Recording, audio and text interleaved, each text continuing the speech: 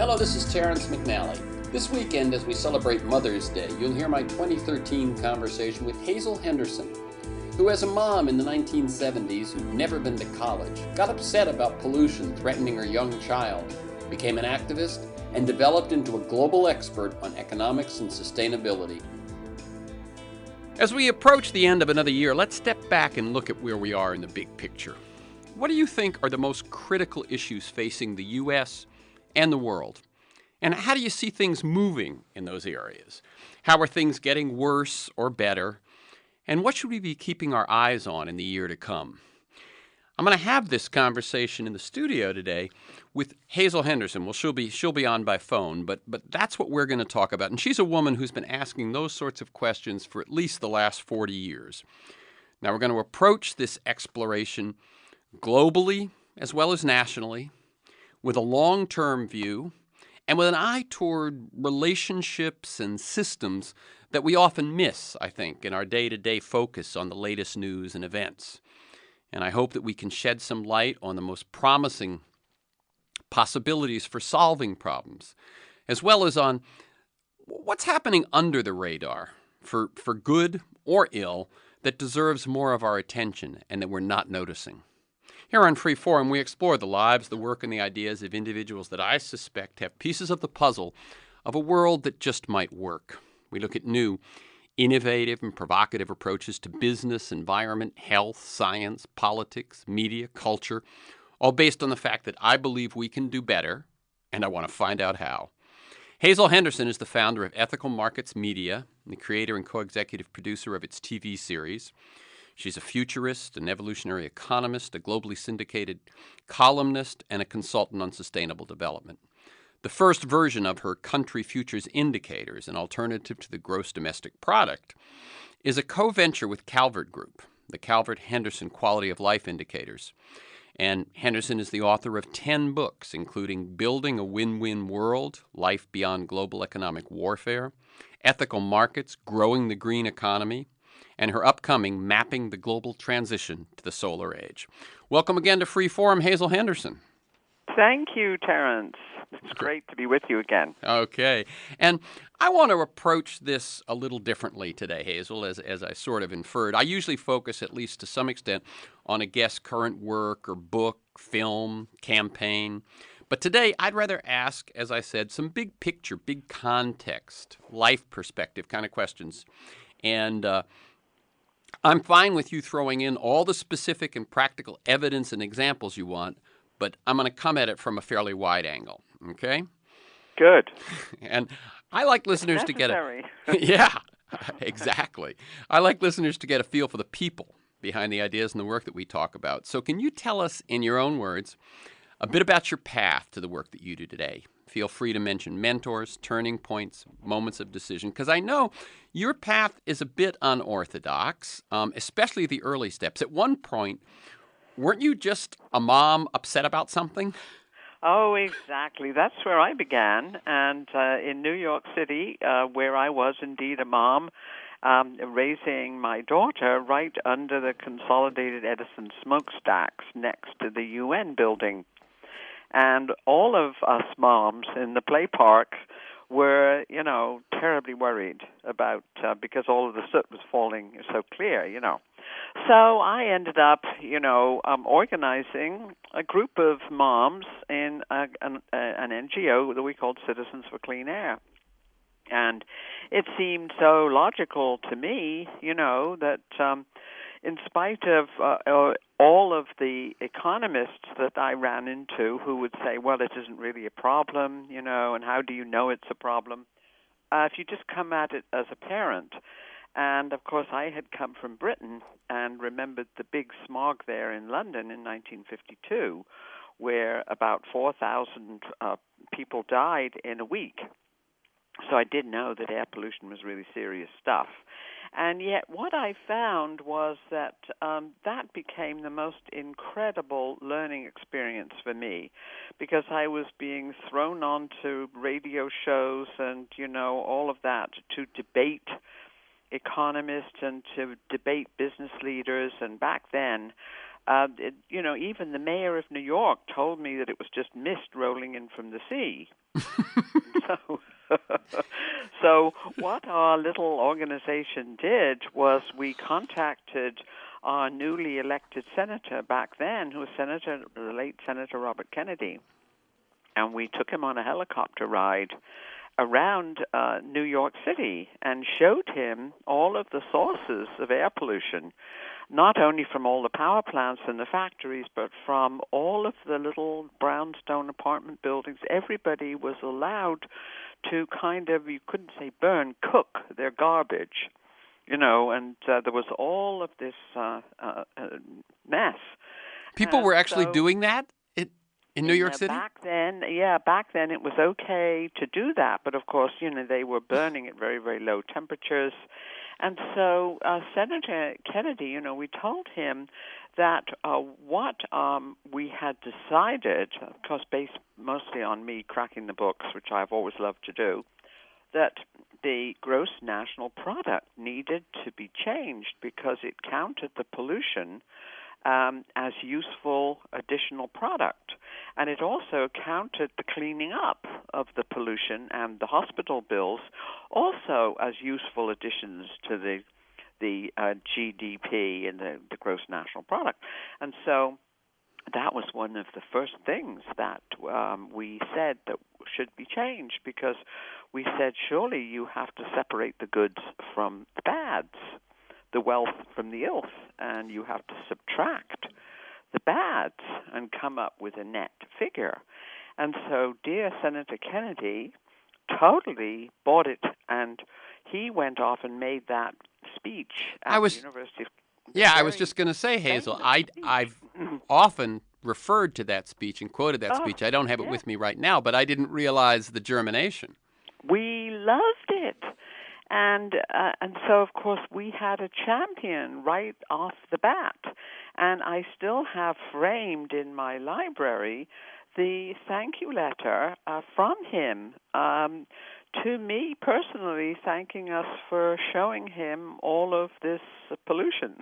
Yeah, now I cut you off. That speech that Robert Kennedy made was one of the first places that I've seen someone certainly of his stature, someone right in the mainstream, pointing out that the GDP or the GNP, whichever you call it, is just the sum total of goods and bads. And as you point out, pollution adds to GDP. A divorce is great for GDP. A hurricane, all of these things actually boost GDP. And so one of the first things we did, I joined up with Ralph Nader because I got very excited about the campaign he was doing in 1968. This is the 60s. The campaign to make General Motors responsible.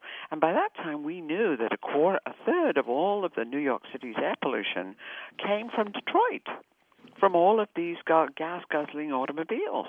And so I joined up with Nader, and of course I've remained friends with him ever since.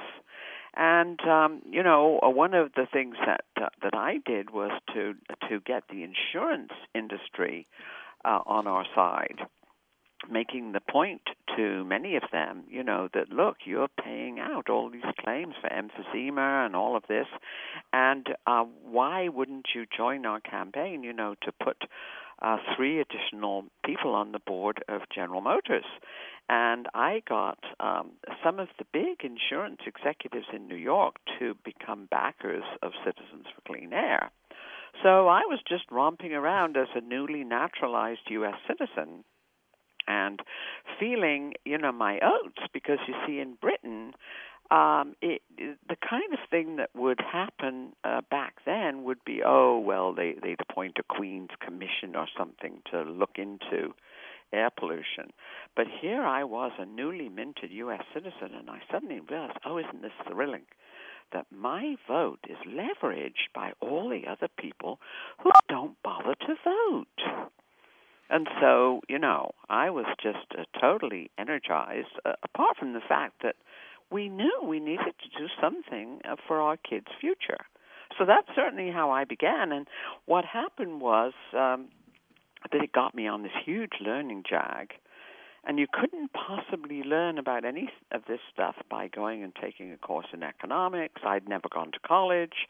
And I thought, well, my gosh, I better go to college. And so I was writing to like Columbia University and all of these NYU and saying, please, do you have a course that I could take which relates economics to political science, to ecology, to biology, to social science, to psychology? And of course they all came back and said, no, there's nothing like that. Well, I mean, beyond the fact even of the specifics of what you were trying to mesh there, at least then, I think it's changed a bit and continues to change. But Oh, yeah. the very notion of mixing disparate fields was anathema to academia. Oh, yes, they were all in those silos, And of course, I was just coming at it from a whole systems point of view because that's what you do when you're an activist.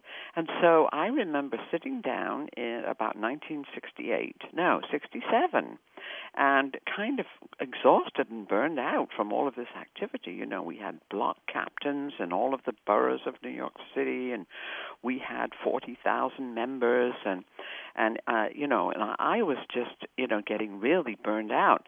And so I sat down and I wrote a great long article about what I thought corporate responsibility was for pollution and for, cleaning up the social problems they create.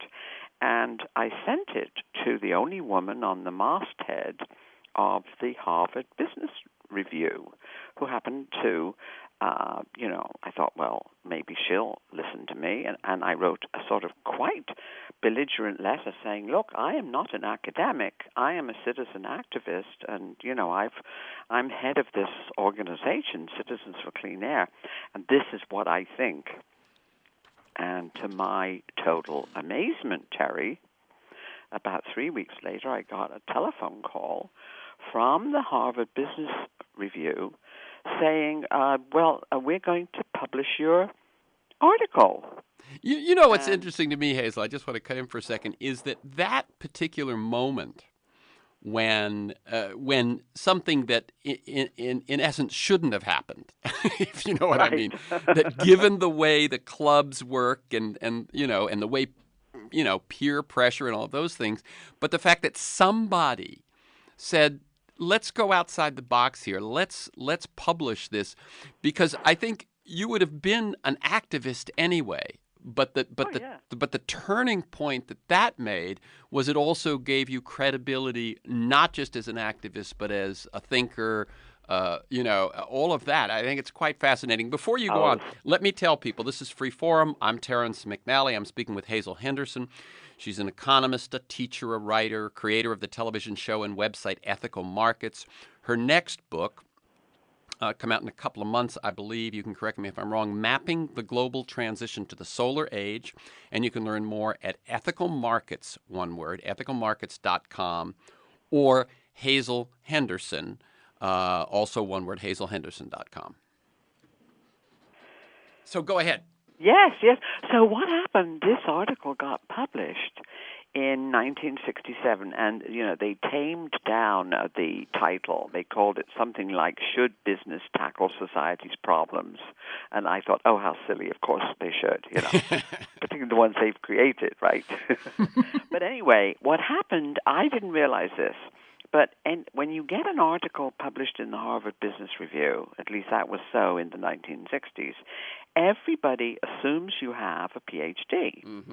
And so they send out, hundreds of copies of these all over the place. And so my phone started ringing, and business schools all over the world were inviting me to lecture on business ethics.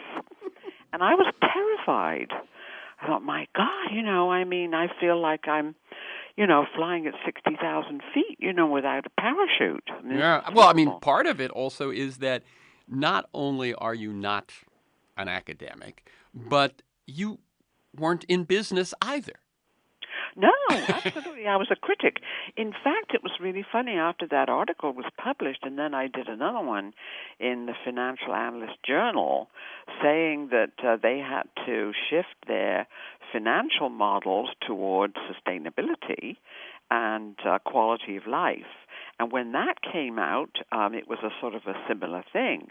So anyway, I would ask these business schools, and, I'm talking Stanford, MIT, Tuck, all of them. And I began by asking them, well, don't you have a professor who teaches ethics? And they said, well, no. And so I said, well, is it an elective? Well, no. Then I thought, okay, what the hell? I'm going. I'm just going to let my little light shine.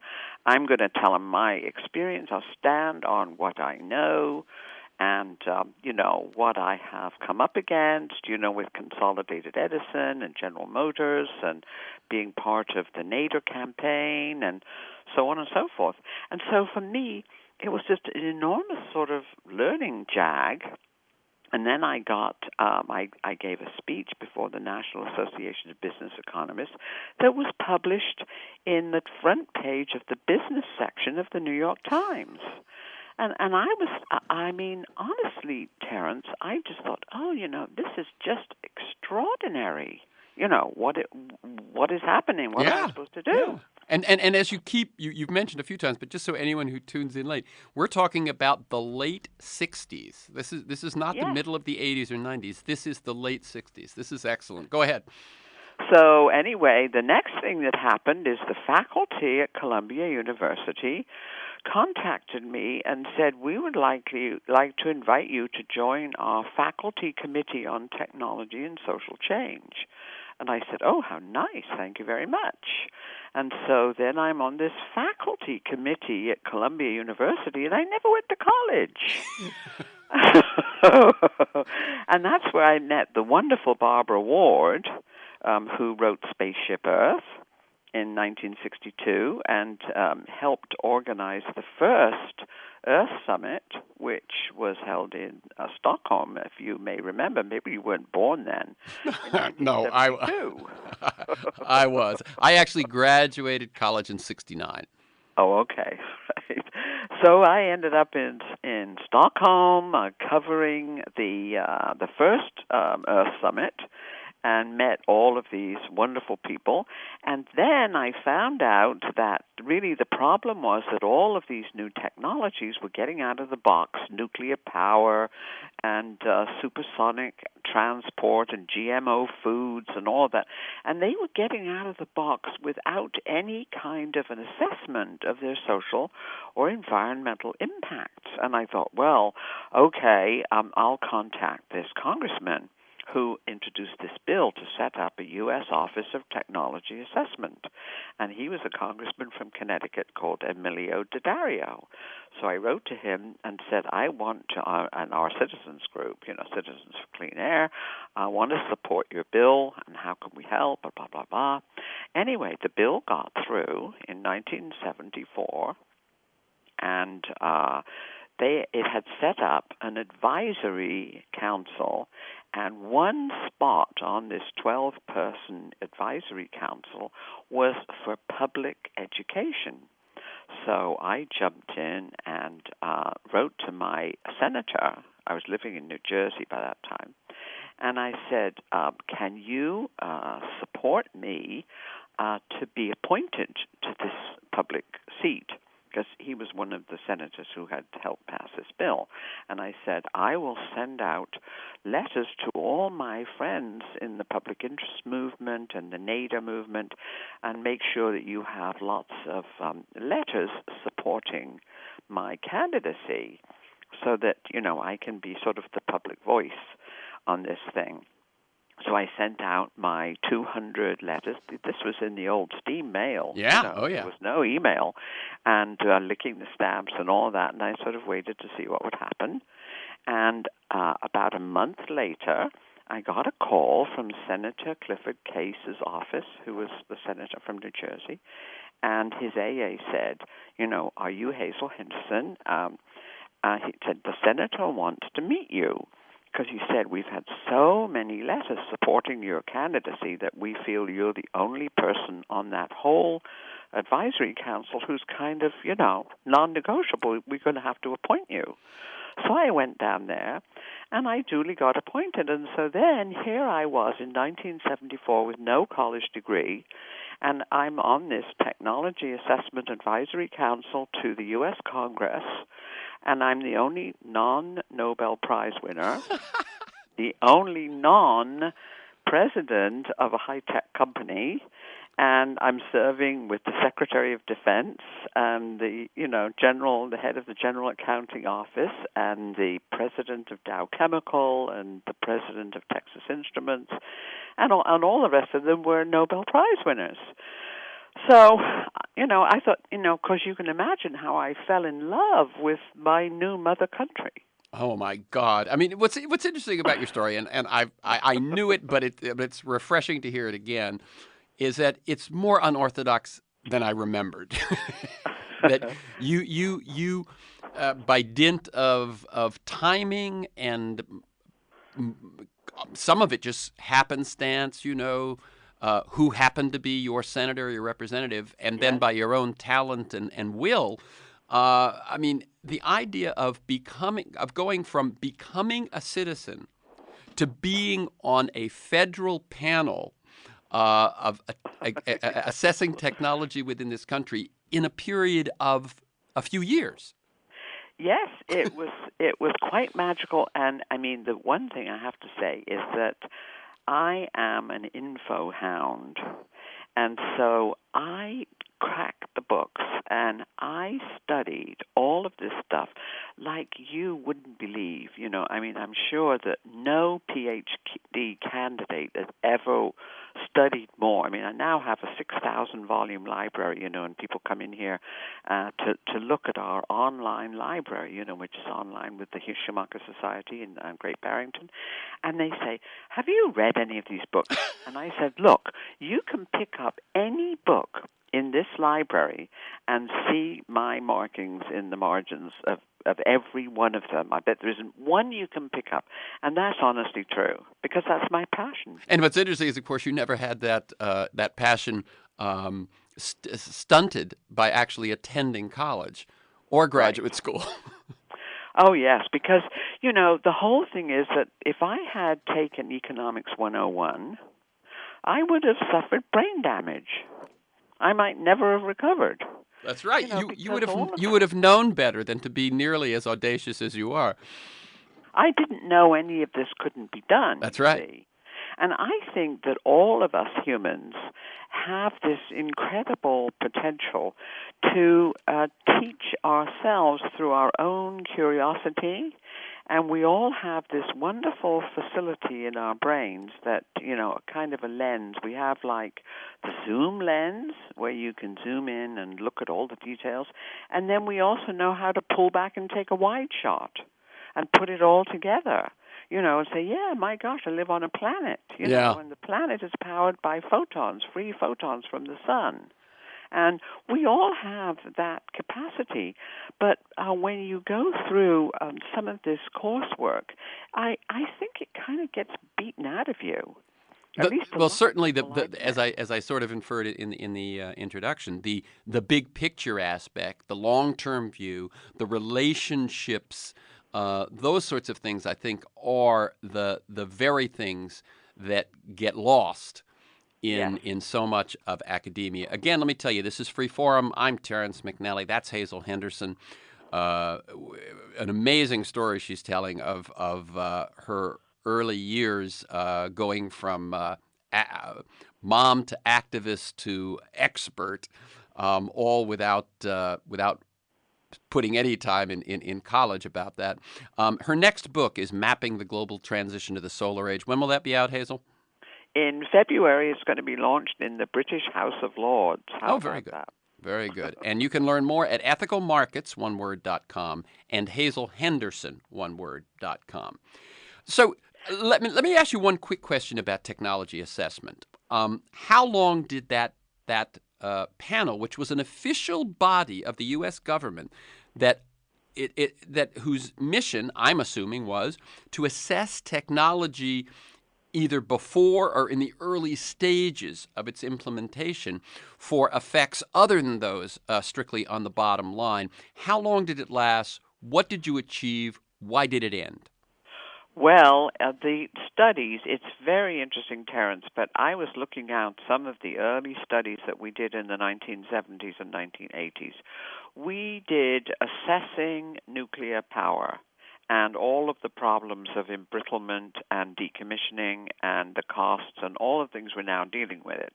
We did a study of the internal combustion engine and realizing that it actually sort of belonged in the Smithsonian and that we needed to move toward electric vehicles or, hydrogen vehicles or whatever, all of those alternatives.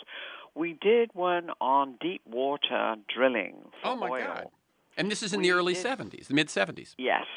We did one on electronic bulls and bears and what would happen when the stock markets got computerized, which predicted perfectly the mess we're in today with high-frequency trading and the fact that up to 70% of the trades on most exchanges now are untouched by human hands. They're all done by computer algorithms. And so we also looked at the structure of the U.S. economy and the transition that it was going to be going through. And I remember one of the things that set me on the path that have been on ever since, was that one of the members of our advisory council, James Fletcher, who went on to become the head of NASA, he told us there, one meeting back in 1975, he said, if we had subsidized solar, wind, energy efficiency, green buildings, and all of that, wind, geothermal, ocean power, as heavily as we have subsidized nukes and coal, oil, and gas, the whole U.S. economy would, by 1975, would have been 100% renewables. Oh, my God. That blew me away, and I hit the books. And that was when I left OTA in 1981. I sat down and wrote The Politics of the Solar Age, because I'd seen it all up close. And I'd seen all of these incumbent fossilized sectors and how they were fighting for their subsidies and how they were dissing solar and renewables. And one of the things I did at OTA was to help fund, at least to help, push to get a study funded. We had a budget of about $15 million. To get a study funded of all of these alternative technologies. And we sent the person who we hired to do this study, we sent her around to look at John Todd's living machines. We sent her to West Jackson to look at regrowing the prairies, and we sent them to look at organic agriculture and the whole range of alternatives. And so all of those studies that OTA did, they are now in the Library of Congress. There is a set of them at Princeton University and a set of them here at our library. And what we are doing now, we are going to republish the most important of these studies, because we now have a publishing deal with a New York publisher, and they're in the public domain. Oh my gosh! I mean, it seems to me that the title of this, or almost, is Back to the Future, because yes. What happened was that when the Republicans won back the House in 1996, they immediately shut OTA down. The Office of Technology Assessment. Yeah, the Office of Technology Assessment, and so we were all, completely zeroed out immediately, and it was like killing the messenger. Except the funny thing was that about 40 other countries had come to Washington and looked at our Office of Technology Assessment and set up ones of their own. And several states had done that too, including the state of Florida, where I ended up moving. So all was not lost, and it's very interesting that the representative from Princeton now, Rush Holt, very good guy. He is always carrying the torch for, hey, why shouldn't we, we need to have OTA back. I mean, if ever we needed it. If ever we needed it. But I thought at least what we can do is to republish all of these studies. Yeah, that sounds excellent. And so I'm going to do a little forward to each one saying why it's so important and why back then I supported it being funded and set up. So when just on these, because I'm sure it's piqued listeners' attention as well, at what point will these begin to be available? And at that point, they can just go to ethicalmarkets.com and find them? Yeah. At what point do you think? In the spring, late spring? I hope. This is one of our big projects for next year. Okay. And we're going to be working very hard. And luckily, they're all in electronic form. Yeah. And so it shouldn't take that long. No, that sounds just excellent. Isn't it? But just imagine that. You see, so it is like Back to the Future. Yeah. And that's the power of incumbent special interests. Whether it's people right now who, because of Citizens United, are able to put all of this money into politics and setting up all of these phony think tanks, that try to diss solar energy and say, oh, it's only intermittent, it never work, and blah blah blah, and so this is the power that those people have had. But guess what? They have lost the battle. And we are now sure of this, because what I decided when I set up Ethical Markets in 2004, because I realized that mainstream media could never tell the story of the great transition from the fossil fuel era to the solar age, because all of their advertising revenues still came from fossil fuel, fossil sector, which means agriculture, it means big pharma, it means the chemical industry, Yeah, let me just step back with you on a second for that one, because when you first said that, all of their advertising comes from, someone would say, well, now you're exaggerating, but what you're pointing out is that the fossil fuel dependent industries, yes, the industries that right, grow out of fossil fuels go way beyond the fossil fuels themselves, as you point out. Agriculture, fertilizers, pharmaceuticals, which I think is one that many people don't know. There's I found, by the way, the book that did the best job of pointing all of that out was Turning Point by Fritjof Capra in 1981. Oh, yes, which I worked on with okay. But that book, if anyone doesn't know, you may have heard of Fritjof Capra, but if you haven't read that particular book, Turning Point, he analyzes, basically he's writing about we need to shift to a systems understanding of things instead of this sort of dead, separate kind of materialist way of looking at things. And he then does this wonderful encyclopedic kind of job of looking at all different sectors of society, and he really makes that point. And when I had him on, probably in the aughts, right, in 2005, let's say, I read the opening to Turning Point, which he wrote in 1981, and it reads. You could read that opening today, and it would sound like it was written today.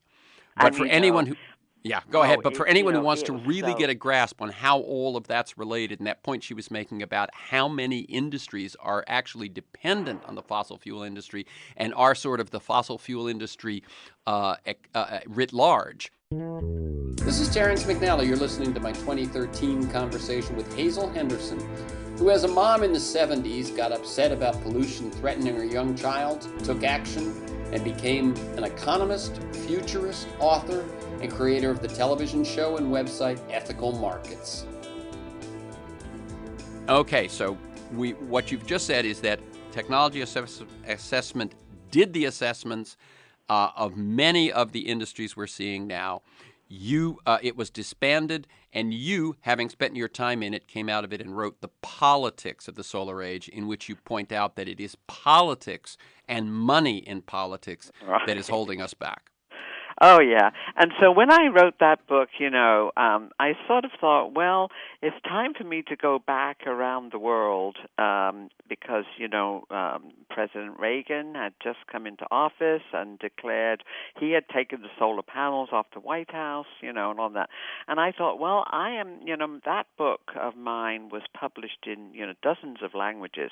And I thought, well, hey, I'm going to just follow all these invitations I'm getting to go around the world, and what I wanted to see is the industrial method, which is so destructive of the environment as well as human communities, is it causing the same kind of problems everywhere in the world that we had seen at Citizens for Clean Air in New York and we had seen at OTA? And of course, the answer was yes.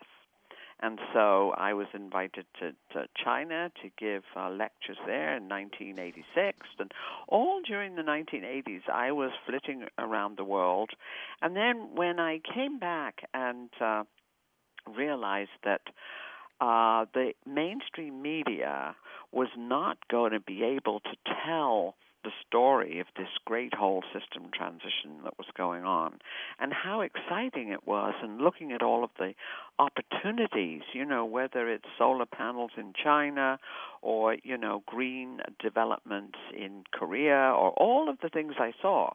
And so I did the first TV series with Ethical Markets, which was broadcast on PBS stations. We got it on to about 50% of all the PBS stations, and we looked at everything: the future of work, how automation was destroying sector after sector and creating all this disemployment, and which countries were moving toward guaranteed income. It looked like the only way to go.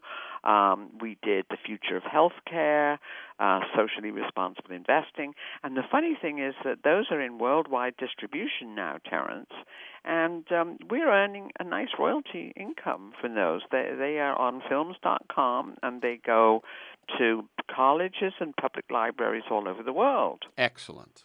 And so what we do at Ethical Markets, basically we are a B corporation, and what we do is our goal is to reform markets and metrics and hasten and accelerate the transition to the cleaner, greener, knowledge-richer economies of the solar age. And that's what we do. Okay. So you can see all our TV shows for free on ethicalmarkets.com, our Transforming Finance series. And why do we focus on finance now? Because finance now is the choke point that this global casino, which is totally out of control, is the flywheel of social and environmental destruction all over this planet. So talk a bit about that. When I've talked about that in the past with economists, with folks who've examined the death or the certainly the weakening of the middle class in America, the 1%, 99%, and so on. You're making a slightly different point, I think. You're saying that, and let me just, when you say the financialization in the financial markets, what we know is that we heard for years that the U.S. and probably eventually the world, certainly the developed countries first, we're going to move from a manufacturing economy to a service economy. And I think most of us thought, oh, services, okay, that's legal. It's all sorts of things that deal. But what it really, the biggest jump in there was the shift to the financial industry, that the percentage of our economy that became tied up with finance.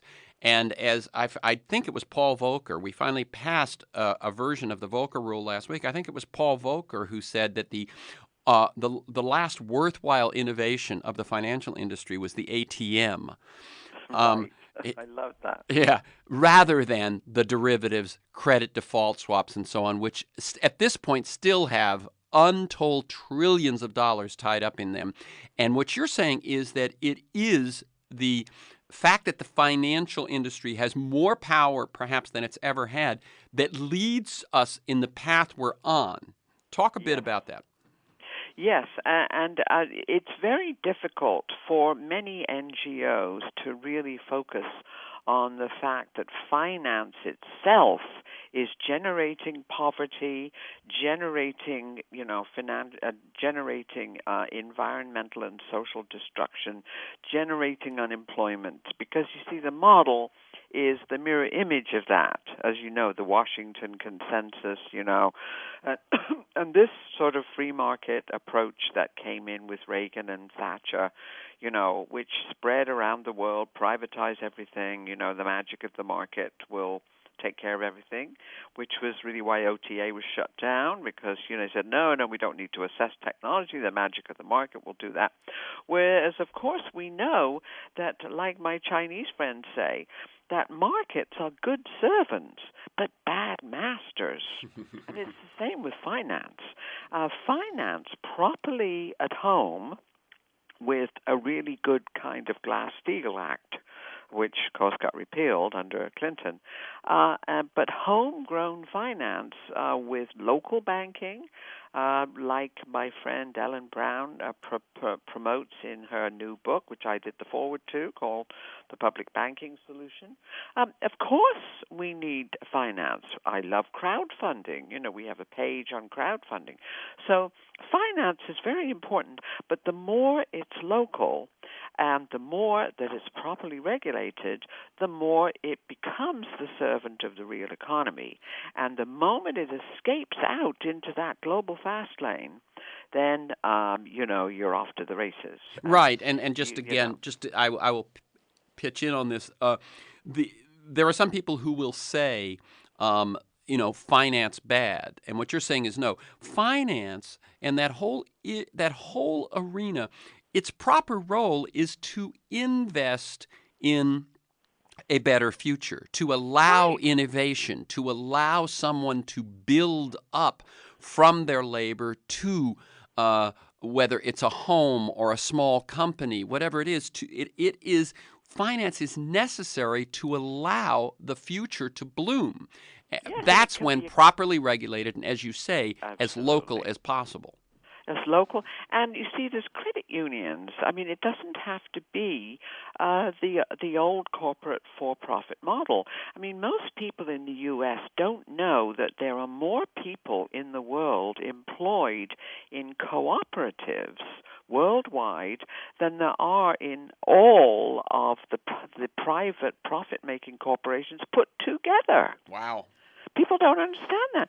I mean, you can do a very, very robust economy based on cooperatives. Mm-hmm. I mean, well, in Spain, which I'm sure you can refer to in greater depth than I can, but the part of the country that is strongest in cooperatives has not suffered the terrible financial dislocation that we hear Spain has fallen to. Well, here is a great a piece of bad news that I have to really delve into. The Mondragon cooperatives in the Basque region were a beacon for all of us. They had manufacturing. They manufactured refrigerators and machinery, and it was really an absolutely marvelous system. But at this point, that global casino is grabbing more and more of the circuitry, you want to say, really. And at the moment, as I have heard, is some of the units of Mondragon have gone bankrupt. Oh. Because if you've got a global economy and people can bring in cheap refrigerators from Vietnam, or somewhere, or Mexico or somewhere, then you're going to put local people out of business, just the way we did with NAFTA. Yeah, I would guess, and again, this is only from some preliminary reading in this area, not in depth, but that part of it was that it is difficult to be the part of a national economy that's thriving without the rest of the national economy dragging you down. Yes, particularly when the rest of the national economy is managed so badly. That's right. that in Spain, like in Ireland, That's right. they were stupid enough to bail out the banks with the taxpayers' money. That's right. And so all they did was to crash their own sovereign bonds. Yes. And so, the circle was complete.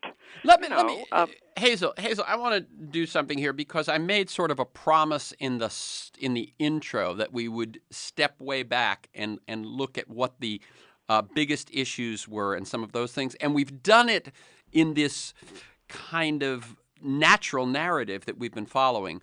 But let me, if I may, step back and ask you some of the questions that I sort of inferred we would. And again, I'm Terrence McNally. This is Freeform. What are, in your mind, the biggest issues?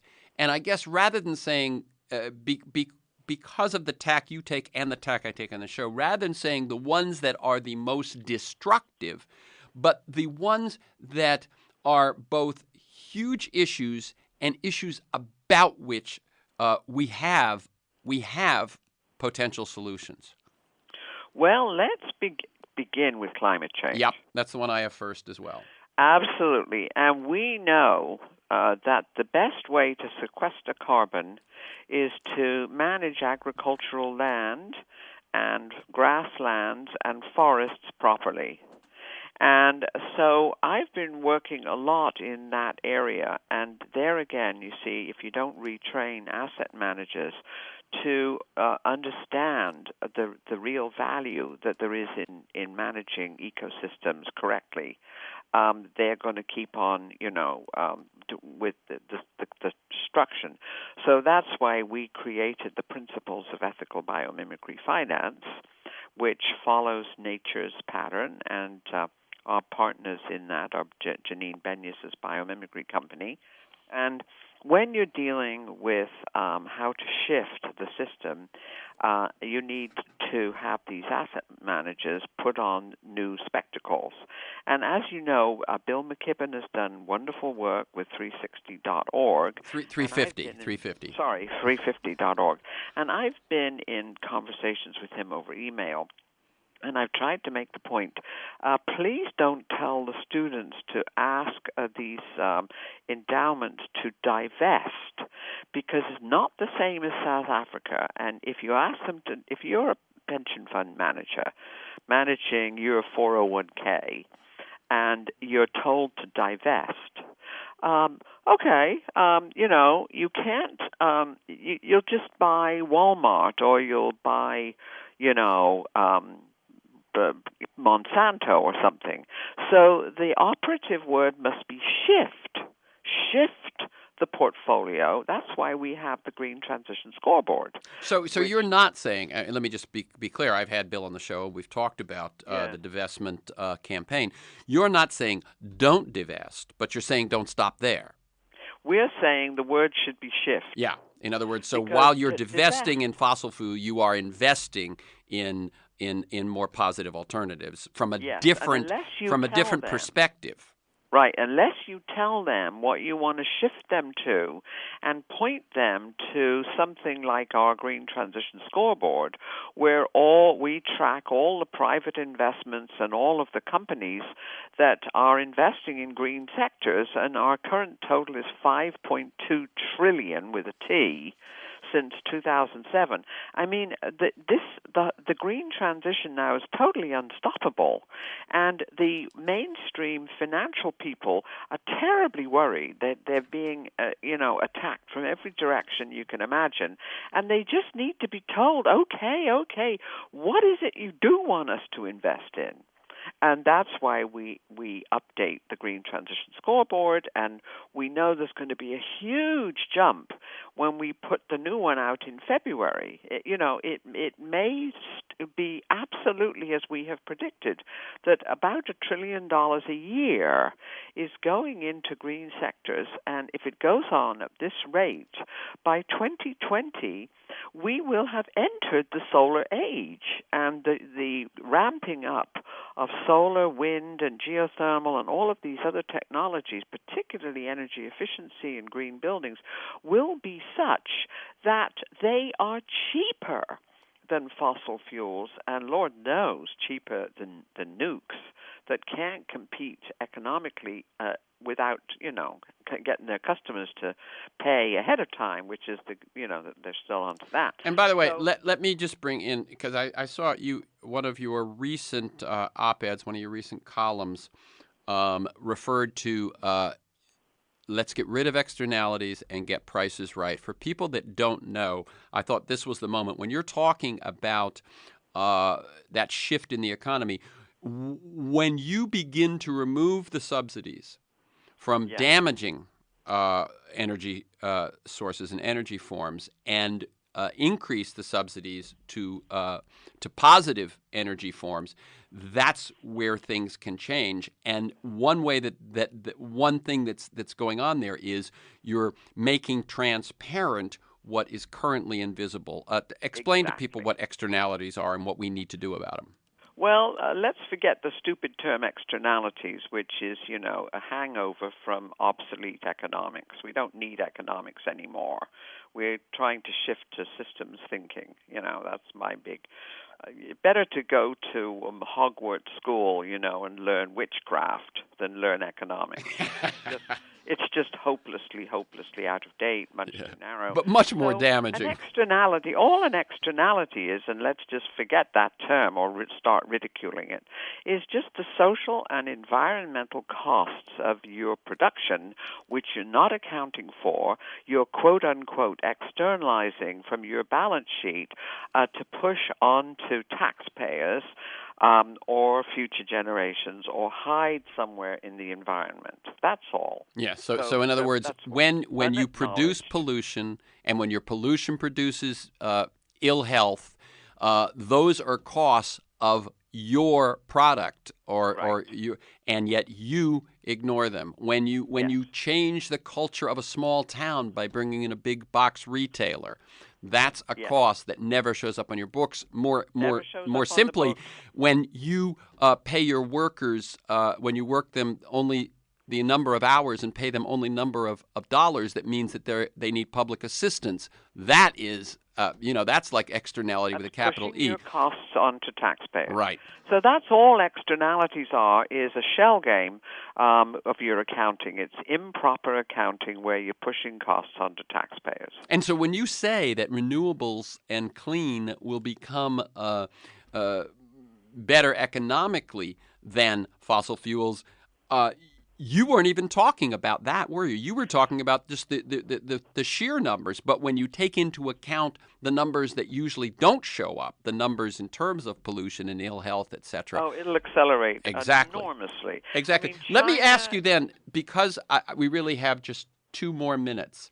Okay. Where can people, besides just going to ethicalmarkets.com, or tell us what they can find there, where can people learn more about what I always try to link, what are the biggest issues and where are the solutions coming from? So where are the places?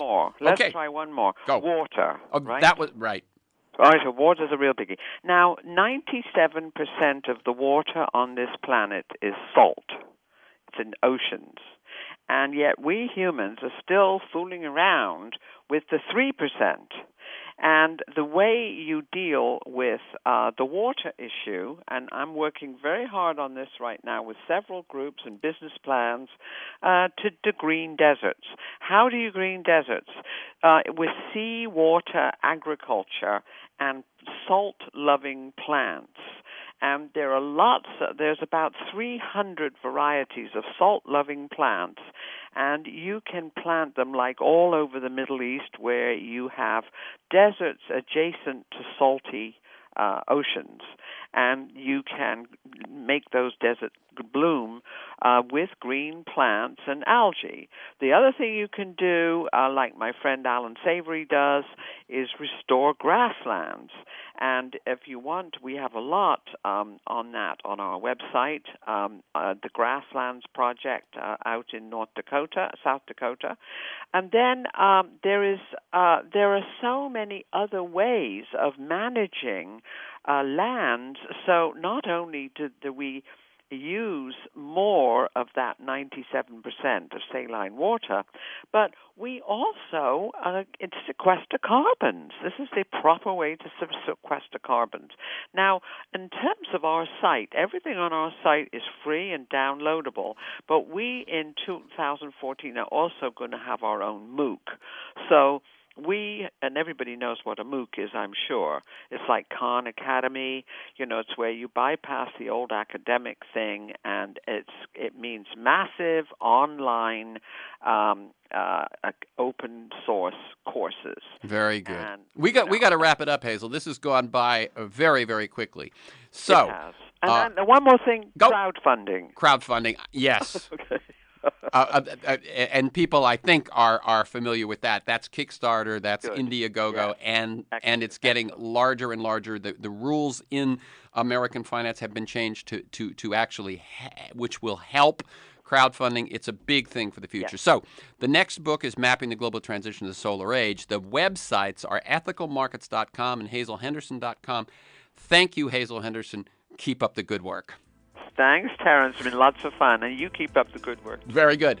Now, for this week's conversations and many other interviews, articles, transcripts of interviews, and to join me in pursuit of a world that just might work, go to terencemcnally.net, TERRENCEMCNALLY.net, or aworldthatjustmightwork.com. They're the same website. If you want to receive my weekly email announcements, upcoming guests and issues, and 3 or 4 articles of background, you can sign up at my site, or you can email me at temcnally, TEMCNALLY @mac.com.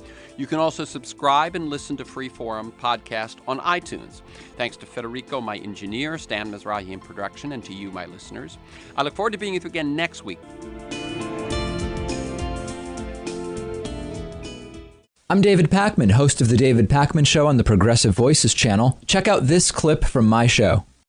Okay, let's get now to the fight to get rid of Robert Mueller. There's a really good article about how Republicans are planning to get rid of Special Prosecutor Robert Mueller in Slate with the goal of ending the Russia investigation. Most of the conversation about getting rid of Mueller is focused around, will Trump fire him or not? Does Trump have the authority to fire him? Does he have to direct someone else like Rod Rosenstein to fire him, which of course could trigger massive protests? Would it stand up constitutionally? But we've now heard from Democratic Congressman Adam Schiff, who says that Republicans are going to go about it the following way. Devin Nunes, Republican congressman, recently said that Jeff Sessions, the Attorney General, should be held in contempt of Congress. Sounds tough, right? From one Republican to another, one Trump crony to another. Why is Nunes going after Sessions so hard? The reason Devin Nunes says Sessions should be held in contempt is that the Justice Department recently refused to comply with a subpoena from Nunes that includes classified documents. The Justice Department said the documents are classified. It would be very risky for us to comply with the subpoena because if we release that classified information, it could lead to things as serious as people dying. So the idea is issue subpoenas for classified information. The Department of Justice refuses to comply, and then you slam them for refusing to comply and call for the removal of someone like Rod Rosenstein. Rosenstein has said he's not going to be bullied when it comes to Trump Russia. You then have the replacement to Rod Rosenstein get in there and say, hey, listen, this thing's too political. We're ending the Mueller investigation. Mueller is fired.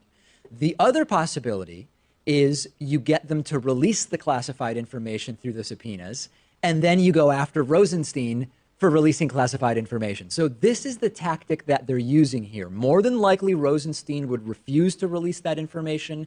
Republicans would immediately call for his removal, his replacement, the replacement potentially getting rid of Robert Mueller in a way that is less connected to Trump fired him. It's pretty transparent, right? Like if there's any good thing we can find here, is that I would say it's that Devin Nunes' behavior is so obvious and transparent that I would hope it's not going to go unnoticed and actually work. Like Nunes might think he's being really slick all the time and that everything he does is just so well planned, nobody's going to notice. the underlying intentions are abundantly clear, and I'm hoping that prevents this from happening. And I'm not entirely clear on how Jeff Sessions would be held in contempt of Congress, because didn't he recuse himself from the Russia investigation altogether? Well, I think some of the requests don't relate to Russia stuff, so it could conceivably be within Sessions' purview to either approve or not. But that you're getting at the point here, which is if you specifically make requests related to subject matter on which Sessions is recused, then it goes to Rosenstein, and you then make Rosenstein the target. There is one fact that all of this makes undeniably clear, which is that there's only one way to protect Robert Mueller and protect the investigation. You know what it is, Pat? I'm sure you can guess. Think it over for a little bit. Vote in November. Oh, yes. That's the one way. Vote November. That's the one way, Midterms. right? People voting in the midterm elections and getting Republicans out of power, who are part of the protection apparatus of Robert Mueller, the attack apparatus against Robert Mueller, is really the only protection that we can give him. And even if we get the left to get out and vote in November, will we have a fair election? Because we know Russia's already trying to tamper with the midterms, and it doesn't seem Donald Trump is too interested in stopping that. So it is a real uphill battle. And at least, hopefully, awareness of what it is that's being done here will prevent Mueller from being fired in this way. Take a quick break. Discuss this with us on our subreddit at davidpakman.com/Reddit. Quick break, back after this. You've been listening to part of The David Pakman Show on the Progressive Voices channel. For full audio and video podcasts, interviews, and more, go to davidpakman.com and check out our YouTube channel at youtube.com/The David Pakman Show.